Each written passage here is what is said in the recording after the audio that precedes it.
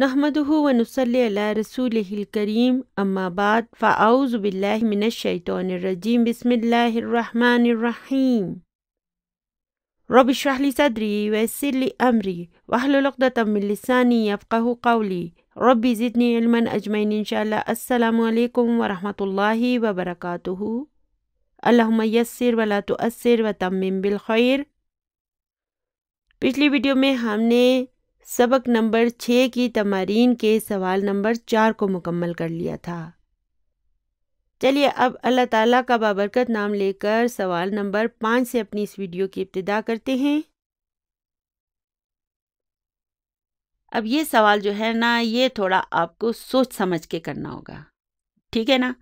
अब देखिए, गौर करें, इन चारों जुमलों में सेम लफ्ज़ लिखा हुआ है, ज़हाब लिखा हुआ है, आगे ताय मफ्तूहा है, ठीक है। सेम लफ्ज़ यहाँ पे चारों में लिखा हुआ है, लेकिन हम इनके आराब अलग अलग लगाएंगे। वो कैसे? देखें, अना के लिए क्या आना चाहिए? आपको मैं हर वक्त कहती हूँ ना कि अना के लिए क्या आएगा, हुआ के लिए क्या आएगा, हिया के लिए क्या आएगा, ठीक है ना। मैं आपको प्रैक्टिस कराती रहती हूँ ना। तो चलिए अभी बताइए, अना के लिए क्या आएगा? ज़हबतू, ठीक है ना। इस ता पर अब हम दम्मा लगा देंगे, ये बन जाएगा ज़हबतू। अना ज़हबतू इलल मतारी, यानी कि मैं एयरपोर्ट गया था। चलिए आगे है आ, फिर वही लफ्ज़ है, फिर है इलल मलअबी या यूसुफू। अब मुझे बताइए कि अब हम यहाँ पर कौन से आराब लगाएंगे। यूसुफ चूंकि मुज़क्कर वाहिद है और हमारे सामने मौजूद है ना, जब हम किसी को या कह के पुकारते हैं तो वो हमारे सामने मौजूद होता है, प्रेजेंट होता है। तो इसका मतलब है कि हम यहाँ पर अज़हब ता लगाएंगे, ठीक है ना। मुज़क्कर वाहिद भी है और सामने मौजूद भी है, प्रेजेंट है, इसलिए हम लिखेंगे अज़हबता। अज़हबता इलल मलअबी या यूसुफु। मलब का क्या मतलब है? प्लेग्राउंड, यानी कि खेल का मैदान। तो इसके मानी हो जाएंगे, ए यूसुफ, क्या तुम खेल के मैदान में गए थे? फिर नंबर 3 है उख्ती। अब क्या करूं? मुन्नस वाहिद के लिए क्या आएगा? ज़हबत, यानी यहाँ पर ता पर सुकून आ जाएगा, तो हम लिखेंगे उख्ती ज़हबत इलल मुस्तशफा। देखिए अभी ये उख्ती जो है ना, ये हमारे सामने मौजूद नहीं है, अल गायब में से है, थर्ड पर्सन है ये, इसलिए हम यहाँ पर लिखेंगे ज़हबत इलल मुस्तशफा, यानी कि मेरी बहन हॉस्पिटल गई थी। और चौथे जुमले पर आ जाते हैं, अज़हब। अब फिर वही लफ्ज़ लिखा है, ज़हब लिखा है और आगे ताए, आराब हमने लगाने हैं। और आगे क्या लिखा है? इलल मक्तबती या फातिमातू। तो इसका क्या मतलब है कि फातिमा हमारे सामने मौजूद है और हम उससे बात कर रहे हैं। मुअन्नस है, वाहिद है और हाजिर है, प्रेजेंट है। तो अब यहाँ पर हम क्या लिखेंगे? अज़हबती, अज़हबती इलल मक्तबती या फातिमातू। तो अब यहाँ पर ज़हबती आएगा, यानी कि ए फातिमा, क्या तुम लाइब्रेरी गई थी? चलिए आगे चलते हैं। सवाल नंबर 6 है तअम्मल मा यली। तो अब मैं ये आपको समझा चुकी हूँ, ऑलरेडी हम पिछले सवाल में इसे समझ चुके हैं कि देखिए जाल, हा, बा, ता स्पेलिंग है, लेकिन इसी स्पेलिंग में जब हम आराब को तब्दील कर देते हैं तो फाइल तब्दील हो सकता है, ठीक है ना। इसी में जब हम ता पर सुकून लगा देते हैं तो ये बन जाएगा ज़हबत। और ज़हबत किसके लिए आता है? हिया के लिए, मुअन्नस वाहिद गायब के लिए। फिर ये जो ज़हबता है, ये किसके लिए आता है? सामने मौजूद मुज़क्कर वाहिद के लिए। پھر ہے ذہبتی، یہ کس کے لیے آئے گا؟ سامنے موجود مؤنث واحد کے لیے. اور ذہبتو کس کے لیے آئے گا؟ اپنے لیے، ہم اپنے لیے یوز کریں گے. ذہبتو کے معنی ہوں گے میں گیا، تو اس میں کے لیے پھر ہم ذہبتو لگائیں گے. تو پچھلے سوال میں الحمدللہ ہم اسے سمجھ چکے ہیں. چلیے آگے چلتے ہیں. سوال نمبر 7 ہے تأمل المثالین الآتیین، یعنی کہ دی گئی دونوں مثالوں پر غور کریں. مثالوں میں ہمیں کیا سمجھایا جا رہا ہے؟ ہمیں سمجھایا جا رہا ہے کہ ہم نام کو کہاں استعمال کریں گے اور بلا کو کہاں استعمال کریں گے. ٹھیک ہے؟ تو ان مثالوں پر آپ نے اچھی طرح غور کرنا ہے. پہلی مثال ہے افہمت الدرس یا علی. اچھا، اب فائل کا چکر نہیں ہے، اب چکر یہ ہے کہ سوال کیا جا رہا ہے. سوال جو ہے وہ نیگیشن میں کیا جا رہا ہے یا نہیں. تو افہمت الدرس یا علیو کے معنی ہوں گے اے علی، کیا تم نے سبق کو سمجھا ہے؟ تو اب علی نے کہنا ہے کہ ہاں میں نے سمجھا ہے، تو وہ کیا کہے گا؟ نام فہم تو ہو، نام فہم تو ہو. ٹھیک ہے نا؟ یعنی کہ ہاں میں نے اسے سمجھا ہے. تو چلیے اب علی نے کہنا ہے کہ نہیں میں نے اسے نہیں سمجھا ہے، تو نہیں کے لیے وہ لا لگائے گا اور کہے گا ما فہم تو ہو، یعنی کہ نہیں میں نے اسے نہیں سمجھا ہے. پہلے جواب میں وہ کہہ رہا ہے کہ نام فہم تو ہو، یعنی کہ ہاں میں نے اسے سمجھا ہے. اور دوسرے جواب میں وہ لا کا استعمال کر رہا ہے، کہہ رہے لا ما فہم تو ہو. ٹھیک ہے؟ چلیے اب ایسا کرتے ہیں کہ سوال کو ہی نفی میں کرتے ہیں، نیگیشن میں کرتے ہیں. تو ہم کیا کہیں گے؟ اب ما فہمت الدرس یا علیو، یعنی کہ اے علی کیا تم نے سبق کو نہیں سمجھا ہے؟ اب اگر سبق سمجھ آ گیا ہے تو وہ کہے گا بلا. ٹھیک ہے؟ اب وہ نام نہیں کہے گا، بلا کہے گا. وہ کہے گا بلا فہمت ہو، یعنی کہ کیوں نہیں، آف کورس مجھے سمجھ آیا ہے.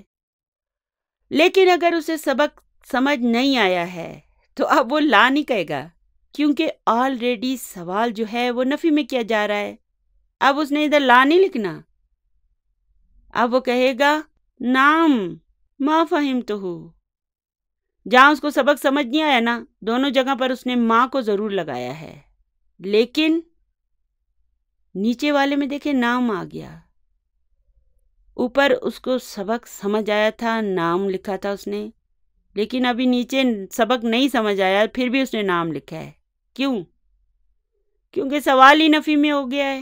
وہ کہہ رہے کیا تم کو سبق سمجھ میں نہیں آیا؟ اگر اس کو نہیں آیا تو وہ کہے گا ہاں مجھے سمجھ نہیں آیا. ٹھیک ہے نا؟ اس لیے وہ نام ما فہمت ہو کہے گا. اور اگر اسے سبق سمجھ آ گیا تھا تو وہ کہے گا بلا فہمت ہو، یعنی کہ کیوں نہیں، آف کورس مجھے سمجھ آیا ہے.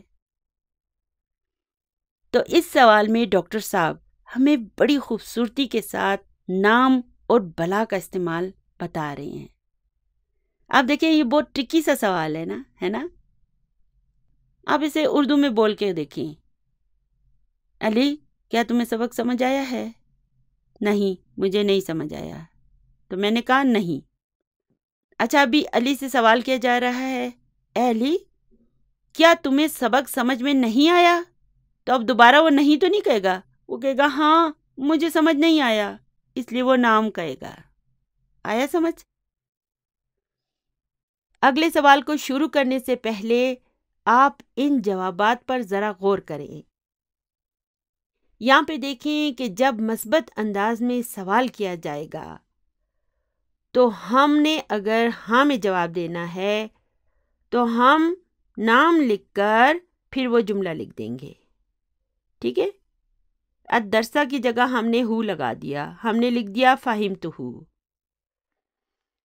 یعنی کہ مثبت میں ہم نے جواب دے دیا، ٹھیک ہے، ہم نے کہا ہاں میں نے اسے سمجھا ہے. اور اگر ہم نے اس کا جواب نفی میں دینا ہے تو ہم سمپلی لا لکھ کے پھر وہ جملہ لکھ دیں گے. ٹھیک ہے، لا بھی آ گیا اور ما بھی آ گیا. صحیح. لیکن اگر سوال نفی میں کیا جا رہا ہے، یعنی کہ سوال میں ہی ما موجود ہے، یہ ما پہلے سے سوال میں ہی موجود ہے، تو اب اگر ہم اس کی اس نگیشن سے، اس نفی کے اس نہیں سے متفق نہیں ہیں تو ہم جواب میں بلا لکھیں گے. ٹھیک ہے، ہم نے جواب اوپر نام سے شروع کیا لیکن یہاں پر ہم بلا لکھیں گے، پھر وہ جملہ لکھ دیں گے. یعنی کہ کیوں نہیں، فہم تو ہو، کیونکہ سوال میں ہی نہیں کو لگا دیا گیا تھا، ماں لگا دیا گیا تھا نا کہ کیا تم نے سبق کو نہیں سمجھا. تو اب ہم نے کہنا کہ بھئی ہم نے تو سمجھا ہے، تو ہم کیا کہیں گے؟ بلا فہم تو ہو، کیوں نہیں، میں نے اسے سمجھا ہے. لیکن اگر سوال میں ماں موجود ہے، نفی موجود ہے، نگیشن موجود ہے، اور اگر ہم اس کی نگیشن سے متفق ہیں، ہم کہہ رہے ہیں کہ ہاں تم صحیح کہہ رہے ہو، تو پھر ہم نام لکھ دیں گے. یعنی کہ تم کہہ رہے ہو کہ کیا تم نے سبق کو نہیں سمجھا، تو تم صحیح کہہ رہے ہو، تو ہم نام لکھ کر پھر وہ جملہ لکھ دیں گے. یہاں پر آپ کو چاہیے کہ اس بات کو اچھی طرح سے سمجھ لیں. اگر آپ نے اس بات کو صحیح طرح سے سمجھ لیا ہے تو پھر آپ کے لیے یہ اگلا سوال بہت آسان ہو جائے گا. سوال نمبر 8 ہے، ہاتی اسئلتن مناسبتن للاجوبۃ الآتیتی. ہاتی کا مطلب کیا ہوا؟ تم دو. اسئلتن مناسبتن، مناسب سوالات. ہم نے کیا دینا ابھی؟ سوالات دینے، جوابات نہیں دینے، سوالات بنانے ہیں. للاجوبۃ الآتیتی، دیے گئے جوابات کے لیے. یعنی کہ ہمیشہ ہم جواب دیتے ہیں، اب ہمیں جوابات پہلے سے دے دیے گئے ہیں، ہم نے بتانا ہے کہ ان کا سوال کیا ہونا چاہیے. تو سب سے پہلے لکھا ہے نام شربتو، یعنی کہ ہاں میں نے پیا ہے. تو کیا پیا ہے؟ اس لیے چلیے اس کا سوال بناتے ہیں. چلیے ہم لکھتے ہیں کہ کیا تم نے پانی پیا ہے؟ اور ایسا کرتے ہیں، یہ سوال ہم فاطمہ سے کرتے ہیں. مذکر واحد کے لیے ہم شربتا لکھیں گے اور مؤنث واحد کے لیے ہم شربتی لکھیں گے. تو چونکہ میں فاطمہ سے پوچھ رہی ہوں اور فاطمہ مؤنث واحد ہے، تو اس لیے میں یہاں پر لکھوں گی اشربت الماء یا فاطمہ تو. ٹھیک ہے، یہ سوال ہو گیا. یعنی کہ اے فاطمہ کیا تم نے پانی پیا ہے؟ تو پھر یہ جواب اس پر سیٹ آ جائے گا نا، نام شرب تو ہو ہونا چاہیے نا. تو جو مفعول بھی آبویس ہوتے ہیں، ہمیں شور ہوتا ہے کہ اس کا مفعول بھی کیا ہے، تو پھر ہم کبھی کبھی اسے ڈراپ بھی کر سکتے ہیں. ضروری نہیں ہے کہ ہم کہیں ہاں میں نے پانی پیا ہے، ہم کہتے ہیں ہاں میں نے پیا ہے. اسی طرح عربی زبان میں ہم کہتے ہیں نام شربتو. چلیے جز نمبر 2 ہے نام کتبتو، یعنی کہ ہاں میں نے لکھا ہے. تو اب چلیے اس کا سوال بناتے ہیں، کیا کتبتو. ایسا کرتے ہیں، ہم علی سے پوچھتے ہیں کہ کیا تم نے اپنا سبق لکھا ہے؟ تو ہم کیا لکھیں گے؟ کتبت الدرس یا علی، یعنی کہ اے علی کیا تم نے سبق لکھا ہے؟ جز نمبر 3 ہے بلا رأیتہ. یہ بلا کا کیا مطلب ہے؟ کیوں نہیں، آف کورس. رأیتہ، میں نے اسے دیکھا ہے. تو میں نے آپ کو کیا کہا تھا کہ بلا اس وقت آتا ہے جب سوال میں ما ہو، نگیشن ہو، نفی میں سوال کیا جائے. تو چلیے اب اس کا سوال ہم نگیشن میں بناتے ہیں. چلیے ایسا کرتے ہیں کہ آمنہ سے کسی لڑکے کے بارے میں پوچھتے ہیں.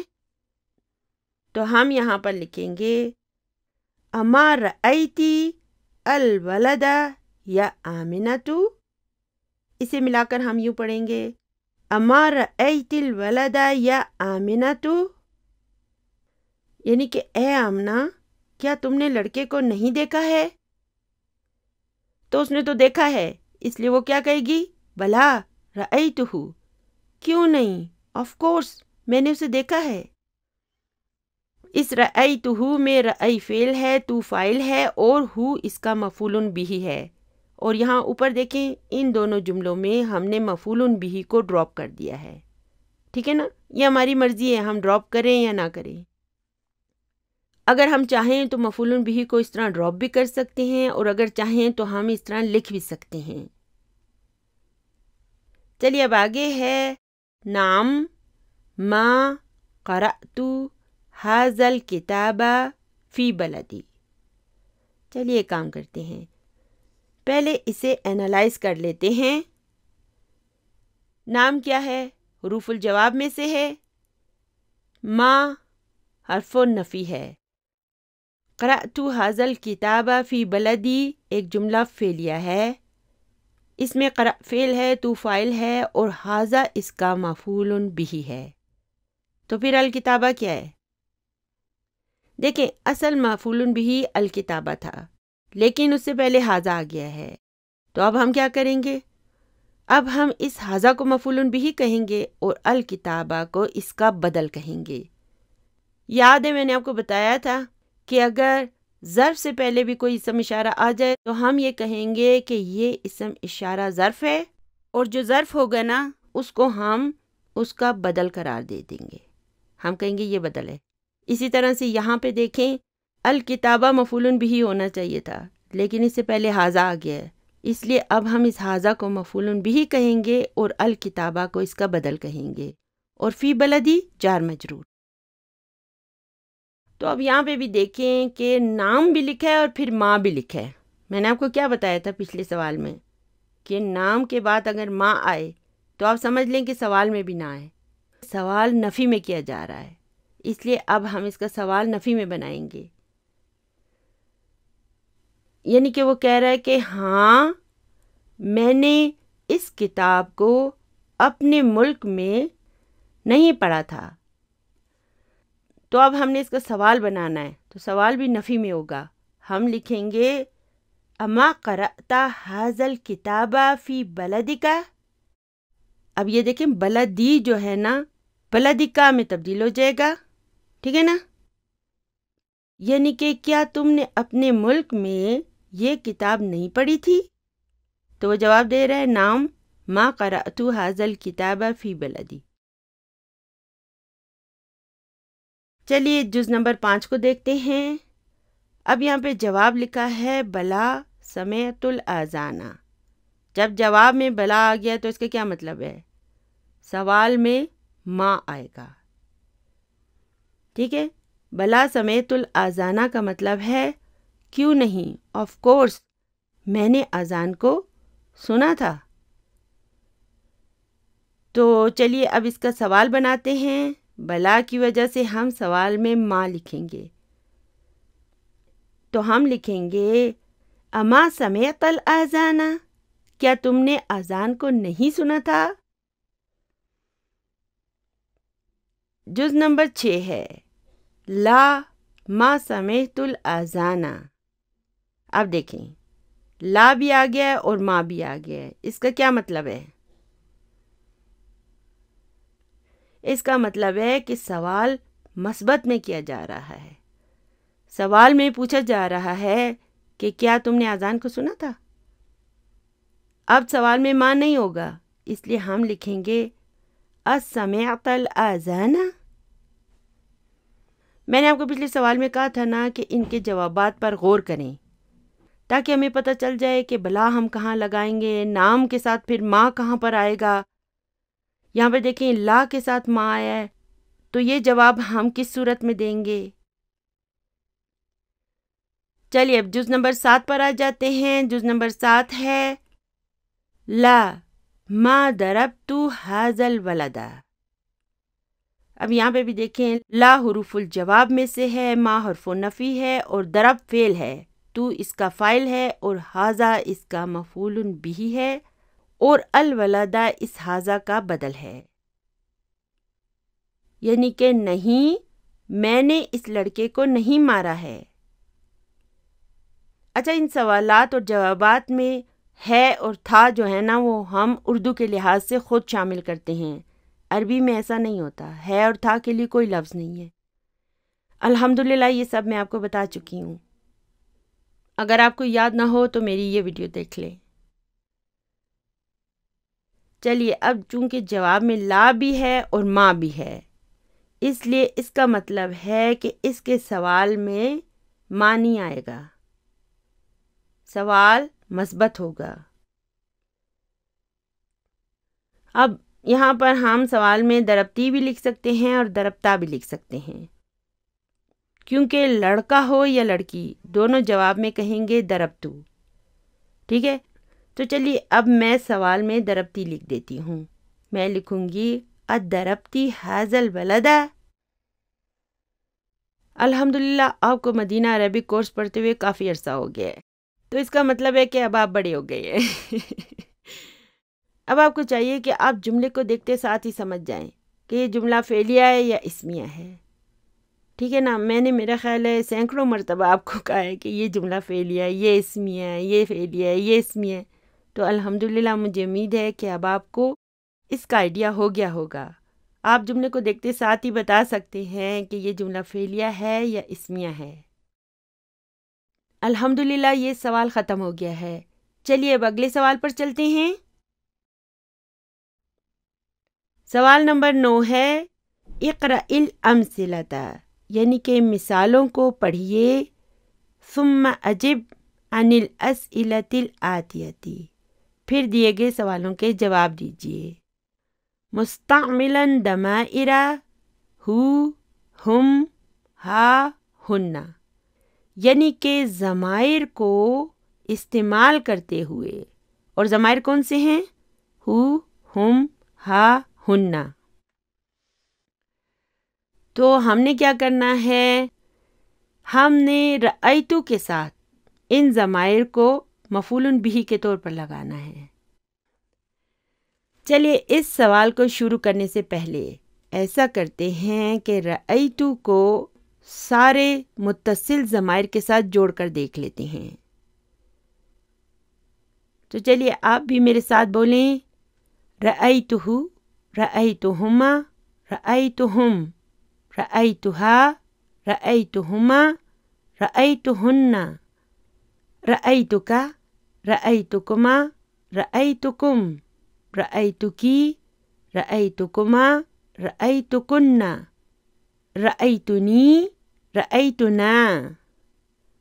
رأیتنی کا کیا مطلب ہوگا؟ یعنی کہ میں نے خود کو دیکھا۔ ہم خود کو کیسے دیکھ سکتے ہیں؟ جی ہاں، ہم تصویر میں بھی خود کو دیکھ سکتے ہیں، ویڈیو میں بھی دیکھ سکتے ہیں، آئینے میں بھی دیکھ سکتے ہیں، اور خواب میں بھی دیکھ سکتے ہیں۔ تو ان صورتوں میں ہم کہیں گے رأیتنی۔ تو ہم نے یہاں پر کیا کیا ہے؟ ہم نے ضمائر کو مفعول بہ کے طور پر رأیتو کے آگے لگایا تھا، اور یہ جو ہم نے ضمائر لگائے ہیں یہ کون سے ضمائر ہیں؟ جی ہاں، یہ متصل ضمائر ہے۔ ہم نے کیوں متصل ضمائر لگائے ہیں؟ کیونکہ متصل ضمائر مجرور یا منصوب ضمائر ہوتے ہیں۔ جہاں پر ہم نے اسم کو مجرور کرنا ہوتا ہے یا منصوب کرنا ہوتا ہے وہاں پر ہم متصل ضمائر کو لگاتے ہیں۔ یہی وجہ ہے کہ رأیتو کے بعد مفعول بہ کے طور پر ہم متصل ضمائر کو لگاتے ہیں۔ تو چلیے ایسا کرتے ہیں کہ پہلے مثالوں کو دیکھ لیتے ہیں۔ پہلی مثال ہے ارأیت حامدن، یعنی کہ کیا تم نے حامد کو دیکھا ہے؟ اب یہاں پہ دیکھیں، رأی فعل ہے، تا فاعل ہے، اور حامدن اس کا مفعول بہ ہے، اور اس جواب میں نام حروف الجواب میں سے ہے، اور رأیتہ میں رأی فعل ہے، تو اس کا فاعل ہے، اور ہو اس کا مفعول بہ ہے۔ یعنی کہ ہم نے اس متصل ضمیر ہو کو یہاں پر مفعول بہ کے طور پر استعمال کیا ہے، یعنی کہ مذکر واحد غائب کے لیے ہم نے ہو کی ضمیر کو استعمال کیا ہے، تھرڈ پرسن کے لیے، یعنی کہ ہاں میں نے اسے دیکھا ہے۔ چلیے اب اگلی مثال ہے ارأیت حامدن و حشامن و علیین۔ اب یہاں پر بھی دیکھیں کہ رأی فعل ہے، تا اس کا فاعل ہے اور حامدن اس کا مفعول بہ ہے، پھر واو حرف عطف ہے اور ہشامن معطوف علی حامدن ہے، اور پھر واو حرف عطف ہے اور علیین معطوف علی حامدن ہے۔ یعنی کہ کیا تم نے حامد اور ہشام اور علی کو دیکھا ہے؟ چلیے اب اس کا جواب دیکھتے ہیں۔ اس کا جواب ہے نعم رأیتہم، یعنی کہ ہاں میں نے انہیں دیکھا ہے۔ یہاں پر رأی فعل ہے، تو فاعل ہے، اور ہم کی اس ضمیر کو ہم نے مفعول بہ کے طور پر لگایا ہے۔ کیوں لگایا ہے؟ کیونکہ دیکھیں نا، حامد، ہشام اور علی 3 بندوں کے بارے میں بات ہو رہی ہے۔ اس کا مطلب ہے مذکر جمع غائب کے بارے میں بات ہو رہی ہے، اس لیے ہم نے ان کے لیے ہم کی ضمیر کو لگایا ہے۔ یعنی کہ ہم نے کیا کرنا ہے، ہم نے ان سوالات کے مطابق مناسب ضمائر کو لگانا ہے۔ چلیے اب ہے ارأیت زینبا، یعنی کہ کیا تم نے زینب کو دیکھا ہے؟ اب مؤنث واحد غائب کے بارے میں بات ہو رہی ہے، تو اس کے لیے کون سی ضمیر آنی چاہیے؟ ہا کی۔ جواب ہوگا نعم رأیتہا، یعنی کہ ہاں میں نے اسے دیکھا ہے۔ پھر ہے ارأیت زینبا و آمنۃ و سعادہ، یعنی کہ کیا تم نے زینب اور آمنہ اور سعاد کو دیکھا ہے؟ اب 3 خواتین کے بارے میں بات ہو رہی ہے، 2 بھی نہیں، اکٹھی 3 خواتین ہیں اللہ خیر کرے تو اب یہاں پر نام رأیتہن آیا ہے، 2 سے زائد مؤنث غائب کے لیے ہم ہن کی ضمیر لگائیں گے۔ چلیے اب ہم نے مثالیں دیکھ لیے نا، چلیے اب انہی کے مطابق ہم ان سوالات کے جوابات دیں گے۔ تو چلیے ان سوالات پر آ جاتے ہیں۔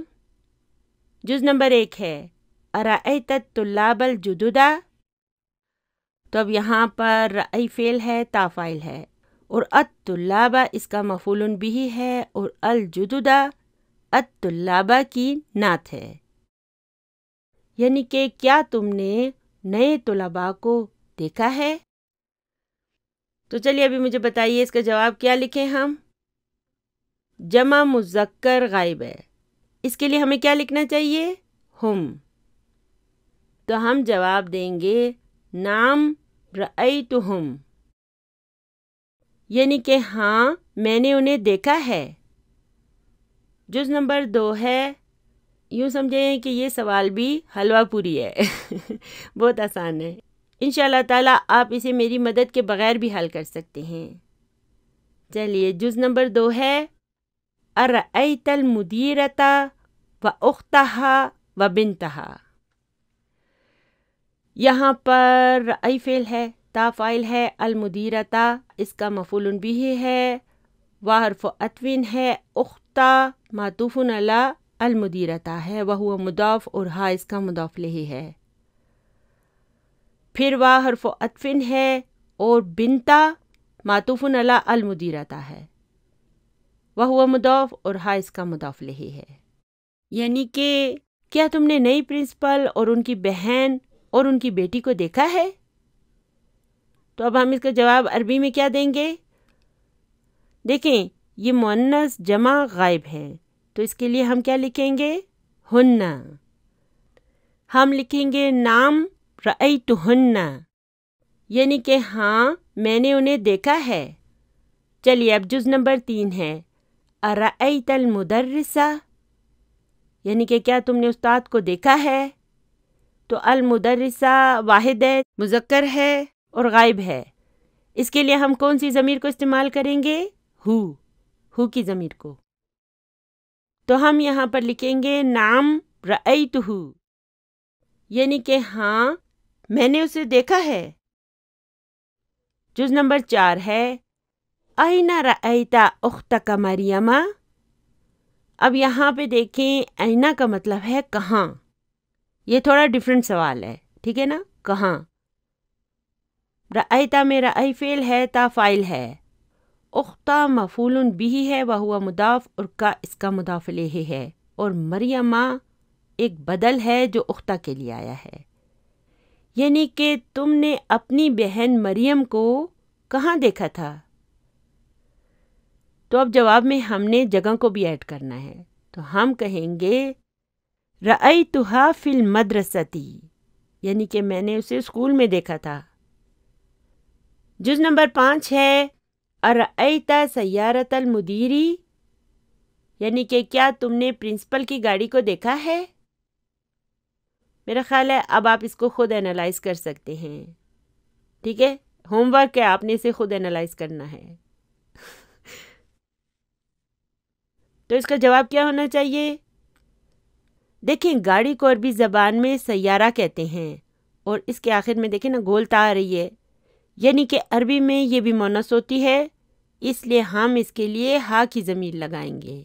ہم کہیں گے نام رأیتھا، یعنی کہ ہاں میں نے اسے دیکھا ہے. جز نمبر 6 ہے این رأیت الاطباء یا علی. اطباء جو ہے نا یہ طبیبن کی جمع ہے، یعنی کہ اے علی تم نے ڈاکٹروں کو کہاں دیکھا تھا؟ تو ڈاکٹر تو نارملی اسپتال میں ہی ہوتے ہیں نا.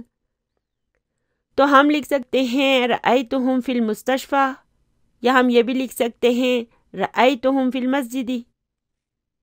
ٹھیک ہے، مسجد میں بھی تو وہ جا سکتے ہیں نا. ان پہ پابندی تو نہیں ہے. چلیے اب جز نمبر 7 ہے متی رأیت المدیر یا یونس. اچھا یاد رکھیں کہ آئینہ کا مطلب ہے کہاں، اور متا کا مطلب ہے کب. یعنی کہ اے یونس تم نے پرنسپل کو کب دیکھا تھا؟ تو اس کا جواب کیا ہونا چاہیے؟ یہاں پھر ایک مذکر واحد حاضر سے بات ہو رہی ہے، تو اس کے لیے ہمیں ہو کی ضمیر لگانی چاہیے. تو ہم کہیں گے رأیتہ. چلیے اب کوئی وقت لکھ دیں. تو ہم کہہ سکتے ہیں رأیتہ بعد الصلاۃ یا قبل الصلاۃ. ہم کوئی بھی وقت لکھ سکتے ہیں. جز نمبر 8 ہے ارأیت آمنۃ و خدیجۃ و بریرۃ، یعنی کہ کیا تم نے آمنہ اور خدیجہ اور بریرہ کو دیکھا ہے؟ تو اب یہاں پر بھی دیکھیں 3 خواتین کے بارے میں بات ہو رہی ہے، اس لیے ہم کیا لکھیں گے؟ نام رأیتہن، یعنی کہ ہاں میں نے انہیں دیکھا ہے. چلیے آگے چلتے ہیں. سوال نمبر 10 ہے اقرأ المثالین. اس مثالین کو دیکھیں، یہ مثنیٰ ہے، یعنی کہ دونوں مثالوں کو پڑھیں. ثم اربط، پھر ربط پیدا کریں بین کل من الجملتین. یہاں جملتین بھی مثنیٰ ہے، یعنی کہ ہر 2 جملوں کے درمیان مستعملاً استعمال کرتے ہوئے انا کو وَعْلَمْ أَنَّ مِنْ أَخَوَاتِ إِنَّ، یعنی کہ اور جان لو کہ انا کی بہنوں میں سے ہے. تو انا کے معنی کیا ہوتے ہیں؟ انا کے معنی ہوتی ہیں کہ. انگلش میں اس کی ٹرانسلیشن ہوگی دیٹ. تو چلیے اب یہاں پر انا آ گئی ہے، یہ ہماری فیوریٹ انا کی بہن ہے، اس کے ساتھ رشتہ داری ہے. تو چلیے پہلی مثال کو دیکھتے ہیں. پہلے لکھا ہے ہوا مریدن، ہوا مبتدا ہے اور مریدن اس کی خبر ہے. تو اب انا کی بہن انا کیا کرے گی؟ یہ وہی کرے گی جو انا کرتی ہے، یعنی کہ یہ مبتدا کو منصوب کر دے گی اور اس کا نام اسم انا رکھ دے گی، اور خبر کو مرفوع رہنے دے گی. اگر خبر 1 ورڈ ہوگی تو وہ مرفوع رہے گی، اور اگر جار مجرور یا کوئی جملہ اسمیہ یا فعلیہ ہو تو ہم صرف اسے خبر انا کہیں گے. تو اس کے آگے ہے اظن انہ مریض. اب یہاں پر دیکھیں اظن کیا ہے. میں نے آپ کو بتایا تھا نا ظنّا یظن ہوتا ہے، یعنی کہ میرا خیال ہے، آئی تھنک. تو یظن کے 5 ان یور پاکٹ بنائیں. یظن، تظن، تظن، اظن، نظن. تو دیکھیں اظن آ گیا نا، یعنی کہ میرا خیال ہے. اب انہ مریض. اب یہاں پر اس انہ مریض کو دیکھیں. اس میں انہ من اخواتی انہ ہے، اور اس انہ نے کیا کیا؟ اس ہوا کو ہو میں تبدیل کر دیا، منفصل ضمیر کو متصل ضمیر میں تبدیل کر دیا. کیوں؟ کیونکہ انہ کا اسم منصوب ہوتا ہے، اور یہ ہوا جو ہے نا یہ مرفوع ہے، مرفوع ضمائر میں سے ہے. اس لیے یہاں پر ہم ہوا کی جگہ ہو کی متصل ضمیر کو لکھ دیں گے، کیونکہ متصل ضمائر جو ہوتے ہیں یہ مجرور یا منصوب ضمائر ہوتے ہیں. ٹھیک ہے نا. اور مریدن دیکھیں یہ 1 ورڈ خبر ہے نا، یہ مریدن ہی رہی، اس میں کوئی تبدیلی نہیں آئی. انہ کی طرح اگر خبر انہ 1 ورڈ ہوگی تو ہم اسے مرفوع ہی رہنے دیں گے. ٹھیک ہے. تو دوسری مثال ہے المدرس ما جاء. اب یہاں پہ دیکھیں کہ المدرس مبتدا ہے اور ما جاء کیا ہے؟ یہ ایک جملہ فعلیہ ہے جو اس کے بعد خبر کے طور پر آیا ہے. اب ہم نے اس سے پہلے بھی انہ کو لگانا ہے، تو اب ہم کہیں گے اظن ان المدرسہ. انہ نے کیا کیا؟ المدرسو کو المدرسہ میں تبدیل کر دیا، یعنی کہ منصوب کر دیا، اور جو اس کی خبر تھی وہ ویسی رہی، ما جاء. اب یہاں پہ دیکھیں کہ انہ من اخواتی انہ ہے، المدرسہ. ہم کہیں گے کہ یہ اسم انہ منصوبن ہے اور ما جاء ایک جملہ فعلیہ ہے جو خبر انہ کے طور پر آیا ہے. دیکھیں یہاں پر ہمارے لیے ضروری نہیں ہے کہ ہم ان جملوں کو انالائز بھی کریں، لیکن میرا آپ کے لیے یہ مشورہ ہوگا کہ اگر آپ کے پاس ٹائم ہو تو آپ ان کو خود سے انالائز کر لیا کریں، تاکہ آپ ان کو سمجھنے میں مہارت حاصل کرتے جائیں. یعنی کہ میرا خیال ہے کہ استاد نہیں آیا.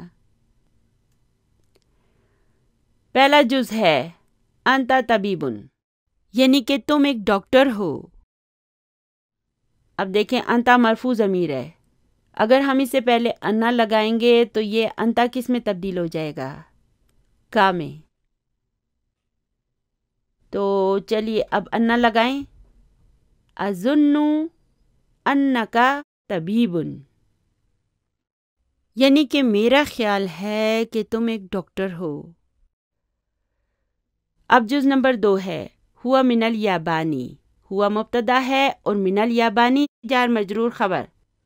چلیے اس سے پہلے ہم نے انہ کو لگانا ہے، تو اب یہاں پر اظن تو پہلے سے لکھا ہوا ہے، اب ہم اس کے آگے لکھیں گے انہ ہو من الیابانی. جز نمبر 3 ہے ہیا مریدتن. چلیے اس سے پہلے انہ لگائیں. ہیا کس میں تبدیل ہو جائے گی؟ ہاں میں. تو یہ ہو جائے گا اظن انہا مریدتن. پھر آگے ہے ہم طلابن. چلیے اب ہم کو کس میں تبدیل کریں گے؟ ہم جو ہے نا وہ ہم ہی رہے گا، اس لیے ہم لکھیں گے اظن انہم طلابن. اب دیکھیں یہ ہم ہی رہے گا، کیونکہ ہم جو ہے نا وہ مرفوع اور منصوب دونوں صورتوں میں ہم ہی رہتا ہے. اس لیے یہاں پر اب ہم کہیں گے کہ انہ من اخواتی انہ ہے، ہم جو ہے اس کا اسم انہ منصوبن ہے اور طلابن اس کی خبر انہ مرفوعن ہے. یعنی کہ میرا خیال ہے کہ وہ طلباء ہیں. جز نمبر 5 ہے انتی جوعا، یعنی کہ تم بھوکی ہو. جوعا کسے کہتے ہیں؟ بھوکی. اور بھوکے کو کیا کہیں گے؟ جوعان. تو چلیے اب اس سے پہلے ہم نے انا کو لگانا ہے، تو یہ جملہ کچھ یوں ہو جائے گا، اظن انکی جوع، یعنی کہ میرا خیال ہے کہ تم بھوکی ہو۔ چلیے اب ہے المکتبۃ مفتوحۃ، یعنی لائبریری کھلی ہے۔ اب ہم نے اس سے پہلے بھی انا کو لگانا ہے۔ انا کیا کرے گی؟ المکتبۃ کو منسوب کر دے گی، یعنی کہ المکتبہ تا میں تبدیل کر دے گی۔ تو یہ جملہ کچھ یوں ہو جائے گا، اظن ان المکتبۃ مفتوحۃ، یعنی کہ میرا خیال ہے کہ لائبریری کھلی ہے۔ چلیے اب جز نمبر 7 ہے، القہوۃ باردۃ۔ القہوۃ مبتدا ہے اور باردۃ اس کی خبر ہے۔ باردۃ کا کیا مطلب ہے؟ باردۃ کا مطلب ہے ٹھنڈا، یعنی کہ قہوہ ٹھنڈا ہے۔ چلیے اب اس سے پہلے انا کو لگائیں، اظن ان القہوۃ باردۃ، یعنی کہ میرا خیال ہے کہ قہوہ ٹھنڈا ہے۔ دیکھیں انا نے صرف اپنے بعد آنے والے اسم کو منسوب کیا ہے، خبر کو تبدیل نہیں کیا، ٹھیک ہے نا؟ جز نمبر 8 ہے، محمد ذهب الى مکہ۔ یہ مکہ کیوں لکھا ہوا ہے؟ الہ کے بعد تو اسے مجرور ہونا چاہیے تھا۔ جی ہاں یہ مجرور ہی ہے۔ مکہ تو جو ہے یہ ممنوع من الصرف ہوتا ہے، اس لیے یہ مجرور ہو کر مکہ بن جائے گا۔ مکہ تو، مکہ، مکہ ہوگا، یعنی کہ محمد مکہ گیا۔ چلیے اب اس سے پہلے ہم نے انا لگانا ہے، تو انا کیا کرے گی؟ صرف محمدن کو منسوب کر دے گی۔ تو یہ جملہ کچھ یوں ہو جائے گا، اظن ان محمدن ذهب الى مکہ، یعنی کہ میرا خیال ہے کہ محمد مکہ گیا ہے۔ ابھی میں ان کو انالائز نہیں کر رہی ہوں، مجھے پتہ ہے آپ کر سکتے ہیں۔ جز نمبر 9 ہے، فاطمۃ فی المکتبۃ۔ فاطمہ مبتدا ہے اور فی المکتبۃ جار و مجرور شبہ جملہ خبر ہے۔ تو چلیے اب اس سے پہلے انا لگائیں، تو یہ ہو جائے گا، اظن ان فاطمہ تا۔ فاطمہ تو کو دیکھیں، یہ بھی ممنوع من الصرف ہے، تو ہم کہیں گے اظن ان فاطمۃ فی المکتبۃ، یعنی کہ میرا خیال ہے کہ فاطمہ لائبریری میں ہے۔ جز نمبر 10 ہے، انتم مدرسون۔ انتم کو جب ہم منسوب کریں گے تو یہ کس میں تبدیل ہو جائے گا؟ کم میں، ٹھیک ہے نا؟ یہاں پر انتم مبتدا ہے اور مدرسون اس کی خبر ہے۔ چلیے اب اس سے پہلے انا لگائیں، تو یہ ہو جائے گا، اظن انکم مدرسون، یعنی کہ میرا خیال ہے کہ تم سب اساتذہ ہو۔ دیکھیں ابھی ہمیں انہیں پڑھنے میں کتنا مزہ آ رہا ہے۔ جو ہم ان کو مزید سمجھتے جائیں گے اتنا ہی عربی زبان ہمارے لیے انٹرسٹنگ ہوتی جائے گی۔ بس شرط یہ ہے کہ ہم نے پوری دل جمی کے ساتھ انٹرٹینمنٹ کو چھوڑ کر نا اسے پڑھنا ہوگا۔ یہ جو انٹرٹینمنٹ ہے نا، یہ ہمارا پیچھا نہیں چھوڑتی ہے تو ہم نے اپنی انٹرٹینمنٹ کو چھوڑنا ہوگا، اپنی فالتو مصروفیات کو ترک کرنا ہوگا اور ضروری کام کر کے پڑھائی کرنی ہوگی، ٹھیک ہے نا؟ اور یاد رکھیں کہ تم میں سے بہترین وہ ہے جو قرآن پڑھے اور پڑھائے، اور چونکہ آپ یہ سب محنت قرآن پاک کو سمجھنے کے لیے کر رہے ہیں، اس لیے اللہ تعالیٰ کا یہ فضل ہے کہ آپ بہترین لوگوں میں شامل ہیں، ٹھیک ہے نا؟ تو محنت سے نہیں گھبرانا ہے اور پوری محنت سے اس علم کو حاصل کرنا ہے۔ چلیے آگے چلتے ہیں۔ سوال نمبر 11 ہے، اقرا ما یلی، یعنی کہ درج ذیل کو پڑھیں۔ الحمدللہ پچھلی ویڈیو میں ہم نے اعداد کے گروپس کو بھی ریوائز کر لیا ہے اور اس گروپ کو بھی اچھی طرح سے پڑھ لیا ہے، اس لیے ابھی میں ان کی زیادہ ڈیٹیل میں نہیں جاؤں گی۔ پچھلی ویڈیو میں آپ کو سب بتا چکی ہوں۔ میں نے آپ کو بتایا تھا کہ اس گروپ میں اعداد ہمیشہ 2 الفاظ پر مشتمل ہوتے ہیں، جیسے 11 کو ہم کہیں گے 1 اور 10، 12 کو ہم کہیں گے 2 اور 10، ٹھیک ہے نا؟ پھر میں نے آپ کو بتایا تھا کہ اس گروپ میں سارے الفاظ جو ہے نا، ایک تو وہ مبنی ہوتے ہیں اور دوسرا منصوب ہوتے ہیں، اور معدود ہمیشہ تمییز کی صورت میں ہوتا ہے۔ یہ سب باتیں تو 11 سے لے کر 19 تک کے پورے گروپ میں ہوتی ہیں، لیکن اس گروپ کو پھر بھی 2 حصوں میں تقسیم کر دیا گیا ہے۔ پہلا حصہ جو ہے وہ 11 اور 12 کے اعداد پر مشتمل ہے، اور اس کی خصوصیت یہ ہوتی ہے کہ اس میں معدود اور عدد کے دونوں الفاظ سب کے سب جو ہیں وہ جینڈر میں سیم ہوتے ہیں، جبکہ اس کا دوسرا گروپ جو ہے وہ 13 سے لے کر 19 تک کے اعداد پر مشتمل ہے۔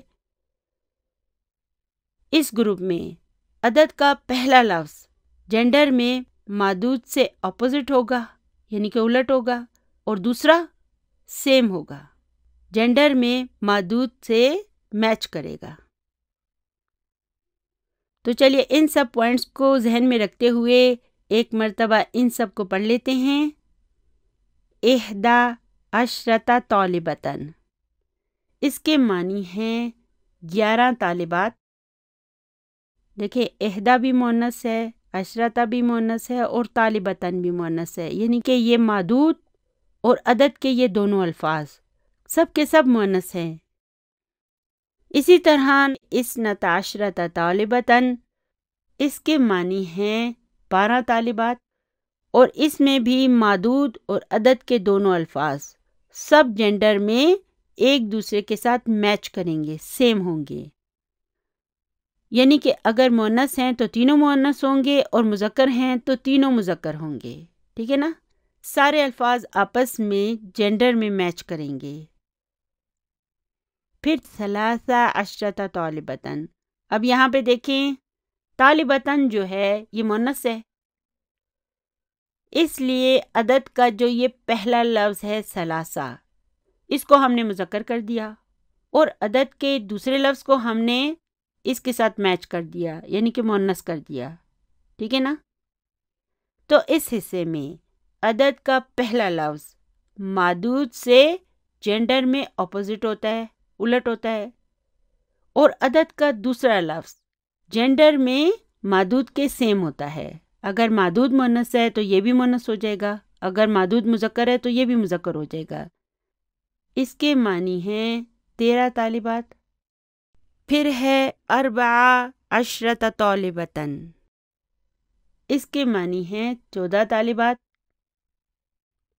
15 طالبتاً، اس کے معنی ہیں 15 طالبات۔ پھر 16 طالبتاً کے معنی ہوں گے 16 طالبات۔ 17 طالبتاً کے معنی ہوں گے 17 طالبات۔ 18 طالبتاً، 18 طالبات۔ 19 طالبتاً، 19 طالبات۔ اب یہاں پر یہ گروپ ختم ہو گیا ہے، اب 20 کو ہم کہیں گے 20 طالبتاً، 20 طالبات۔ اب دیکھیں 20 جو ہے وہ مسلمونہ کے وزن پر آیا ہے، اور اس میں عدد جو ہے نا وہ 2 الفاظ پر مبنی نہیں ہوتا، ٹھیک ہے نا؟ مسلمونہ کے وزن پر آئے گا اور ایک ہی لفظ ہوگا، اور اس کا معدود بھی تمیز کے طور پر ہوگا۔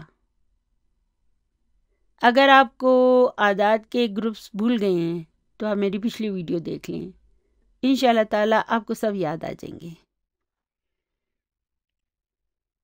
چلیے آگے چلتے ہیں۔ سوال نمبر 12 ہے اقرا ما یلی، یعنی کہ درج ذیل کو پڑھیں، ثم اکتبہ ما کتابت الارقام الواردتی فیہ بالحروف، یعنی کہ پھر اسے لکھیں اس میں دی گئی رقموں کو حروف میں لکھتے ہوئے۔ تو جز نمبر 1 ہے کم سنکا، سن کسے کہتے ہیں؟ عمر کو، اور کم کا کیا مطلب ہے؟ کتنی. تو یہاں پر لکھا ہے کم سنکا، یعنی کہ تمہاری عمر کتنی ہے. جواب ہے سنی. اب کیا لکھوں میں یہاں پہ؟ اب یہاں پہ دیکھیں کہ یہ مادود جو ہے یہ مونس ہے، اس لیے ہم کیا کریں گے؟ ہم عدد کے پہلے لفظ کو مذکر کر دیں گے اور دوسرے کو اس کے ساتھ میچ رکھیں گے، یعنی کہ مونس کر دیں گے. تو چلیے میں 9 کو مذکر کر دیتی ہوں، تو میں کہوں گی 9، اور 10 کو میں مونس کر دیتی ہوں 10 سنتن. تو اب یہاں پہ ہم لکھیں گے سنی 19 سنتن، یعنی کہ میری عمر 19 سال ہے. جز نمبر 2 ہے قرأنا 14 صفحة من هذا الكتاب، یعنی کہ ہم نے اس کتاب کے 14 صفحے پڑھے تھے. تو 14 کو عربی زبان میں کیا کہتے ہیں؟ دیکھیں، اس کی عربی کرنے سے پہلے ہم یہ دیکھیں گے کہ مادود کیا ہے. تو مادود مونس ہے. تو اب کیا کروں میں اس 4 کو مذکر کر دوں گی اور اس 10 کو اس کی طرح مونس کر دوں گی. تو یہ ہو جائے گا 14 صفحتاً. ترجمہ تو ہم نے کر لیا. چلیے ایک کام کرتے ہیں، اسے انالائز بھی کر لیتے ہیں. قرأ سے شروع ہو رہا ہے، اس لیے یہ ایک جملہ فعلیہ ہے. قرأ فعل ہے، نہ اس کا فاعل ہے، اور یہ 14 جو ہے 14 یہ جو ہے نا یہ اس کا مفعول بہ ہے، اور صفحتاً تمیز ہے. پھر من حرف جر ہے، ھذا اسم مجرور ہے، اور الکتابی من ھذا الکتابی لکھا ہے نا، تو الکتابی کیا ہے؟ یہ اس ھذا کا بدل ہے. چلیے آگے چلتے ہیں. جز نمبر 3 ہے فی ھذہ الحافلۃ 18 راکباً و 15 راکبتاً. چلیے اب ہم نے کیا کرنا ہے؟ اب ہم نے یہاں پر اس 18 کو عربی میں لکھنا ہے اور یہاں پر 15 کو. تو 18 کو عربی زبان میں کیا کہتے ہیں؟ پہلے ایسا کرتے ہیں کہ اس کے مادود کو دیکھتے ہیں. تو مادود کیا ہے؟ راکباً، یعنی کہ مذکر ہے. تو اب کیا کروں میں؟ اب میں اس 8 کو مونس کر دوں گی اور 10 کو اس راکباً کی طرح مذکر بنا دوں گی. تو یہ ہو جائے گا 18 راکباً. اب یہاں پر آگے اس راکبتاً کو دیکھیں، یہ مونس ہے نا، اس لیے میں اس 5 کو مذکر کر دوں گی اور 10 کو اس کی طرح مونس کر دوں گی. تو یہ ہو جائے گا 15 راکبتاً. اب یہاں پر فی حرف جر ہے، ھذہ اسم مجرور ہے، یعنی کہ یہ جارن و مجرورن شبہ جملہ خبر مقدم ہیں. اور پھر الحافلتی کیا ہے؟ جی ہاں، یہ اسم اشارہ کے بعد آیا نا، اس لیے یہ اس کا بدل ہے. پھر یہ 18 کیا ہے؟ اب یہ جو ہے نا یہ اس کا مبتدا مؤخر ہے، اور راکباً یہ اس کے لیے تمیز ہے، یعنی کہ یہ ایک جملہ اسمیہ ہے. پھر دیکھیں کہ یہ وا حرف عطف ہے، اور یہ جو 15 ہے نا یہ معطوف علی 18 ہے. صحیح ہے، میں اردو میں بول رہی ہوں تاکہ آپ کو اچھی طرح سمجھ آئے. اور راکبتاً یہ اس کے لیے تمیز ہے. تو اس کا ترجمہ ہوگا کہ اس بس میں، حافلہ کسے کہتے ہیں؟ بس کو، یعنی کہ اس بس میں 18 مرد مسافر ہیں اور 15 خواتین مسافر ہیں. راکب کا ترجمہ ہم مسافر بھی کر سکتے ہیں اور ہم اس کا ترجمہ سوار بھی کر سکتے ہیں. اور پھر سوار کی جمع ہوگی سواریاں. اچھا مجھے ایک بات بتائیں، ہم نے تو پڑھا تھا کہ مبتدا ہمیشہ مرفوع ہوتا ہے، لیکن اس 18 پر تو فتح ہے، وہ کیوں؟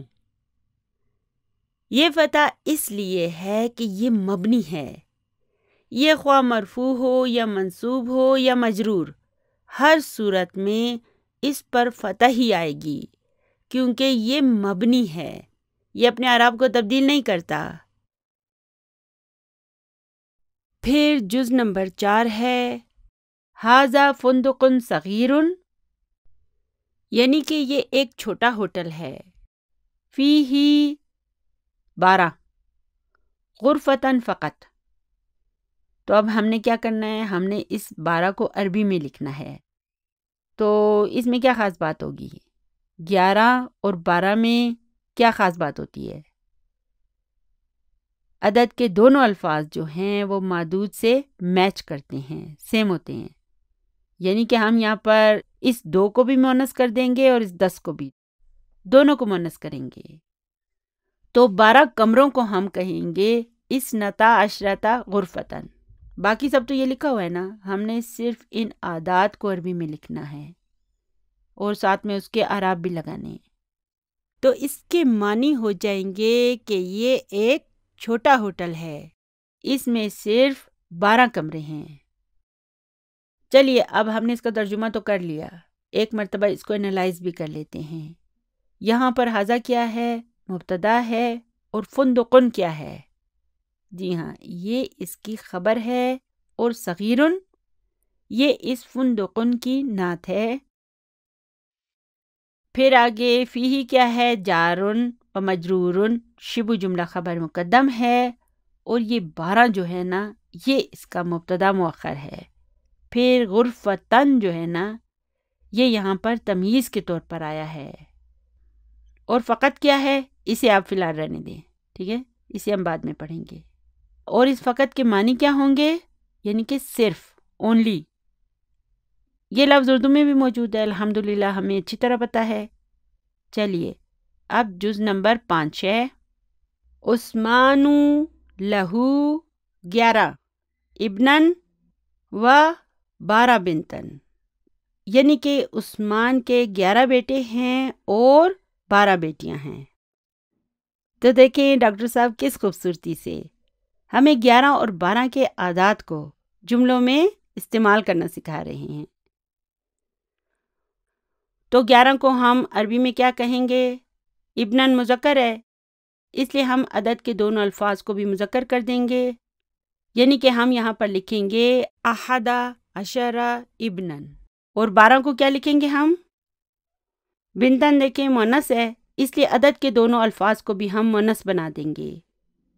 11 اور 12 میں عدد اور معدود کے سارے الفاظ جو ہیں وہ آپس میں جینڈر میں میچ کرتے ہیں، اس لیے یہاں پر ہم لکھیں گے 12، ٹھیک ہے۔ چلیے اس کی عربی تو ہم نے بنا لی، اب مجھے یہ بتائیے کہ یہ کون سا جملہ ہے؟ جی ہاں، عثمانو سے شروع ہو رہا ہے، اس لیے یہ ایک جملہ اسمیہ ہے۔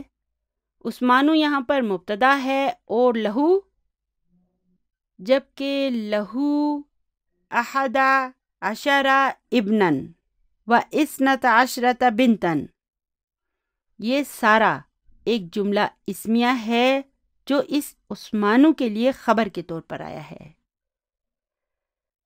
اگر ہم اس خبر کو انالائز کرتے ہیں تو یہاں پر لہو کیا ہے؟ جارن و مجرورن، شبہ جملہ خبر مقدم ہے، اور 11 جو ہے نا یہ اس کا مبتدا مؤخر ہے، اور ابنن یہ اس کا تمییز ہے، ٹھیک ہے۔ پھر واو حرف عطف ہے، اور یہ 12 معطوف علی 11 ہے، اور بنتن یہ اس 12 کے لیے تمییز ہے، یعنی کہ عثمان کے 11 بیٹے اور 12 بیٹیاں ہیں۔ آج کی ہماری ویڈیو بس یہیں تک تھی۔ اس سوال کے باقی اجزاء کو ہم انشاءاللہ تعالی اگلی ویڈیو میں حل کریں گے۔ دعاؤں میں یاد رکھیے گا۔ ربنا آتنا فی الدنیا حسنۃ وفی الآخرۃ حسنۃ وقنا عذاب النار۔ سبحان ربک رب العزت عما یصفون وسلام علی المرسلین والحمد للہ رب العالمین. جزاکم اللہ خیرا کثیرا. السلام علیکم ورحمۃ اللہ وبرکاتہ.